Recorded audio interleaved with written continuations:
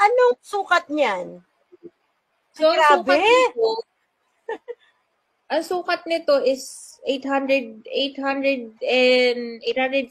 and 750 magkabilaan. Oo. Kasi special lenses Grabe. to eh. Special lens na may parang centrifuge pa bago siya magawa. Ganun. Aray ko. So, mahal So, talaga. mahal siya. Siyempre, no? Opo. Ganyan. Ilang Sa taon lens mo nang pala, it Ano, cost, ma'am? etong lens na to, nung pinagawa ko siya, 19,000 ang halaga niya for the lenses only. Aray ko. Wala pang frame yon. Wala pa pong frame yon. Aray ko. So, ilang taon mong ginagamit na yung makapal na yan na lenses na yan? So, yun na nga po. Kasi every time nagpapa-check up kasi ko, chine-check lang nung eye doctor ko, nung ophthalmologist ko, kung kamusta yung cornea ko, kung nag-flatten na ba. Kasi keratoconus is, nagko-concave yung cornea. Ganun siya. Okay. Because of allergy. So, parang excessive scrubbing of eyes. Ang nangyayari, Ayan. instead na nade-develop yung cornea, lumalambot siya, nawawala siya sa tamang forma. Parang ganun. Yun. So, noon nga, nung nagpa-check up na nga ako, parang kailan ba yun? I think that was before November eh. End of October. Nagulat ngayon yung eye doctor ko. Sabi niya, ano nangyari? Bakit? Kasi ang sabi nila sa akin, na siya, irreversible.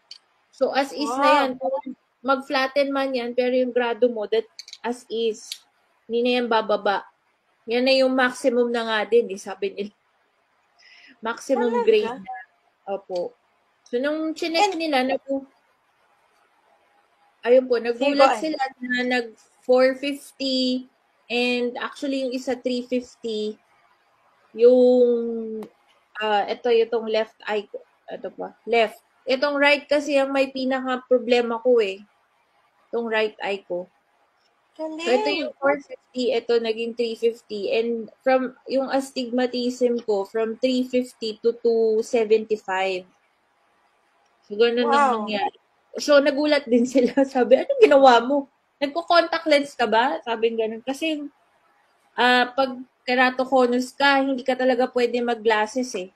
Dapat hard lenses ka. Yung tinatawag nila na RGP na lenses. So, para siyang plastic. Kapag sinuot mo siya sa mata mo, matigas siya.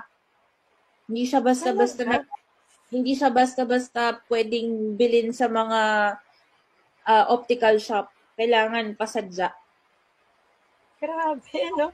Yun. Nakakatuwa, no? Nakakatuwa kasi ilang weeks nga ulit or ano ba bago nagbago yung grado? Parang 3 to almost going 4 weeks din yun eh. Kasi ang ginagawa ko po, pinapatong ko to. So, ito muna, tas yung glasses. Medyo nahirapan ako kasi yung sentro ng mata ko nahihirapan. So, nag-decide na ako, hindi na. Siguro it's about time na talagang magpalit ako kaya nasira yung salamin ko. Grabe, oo.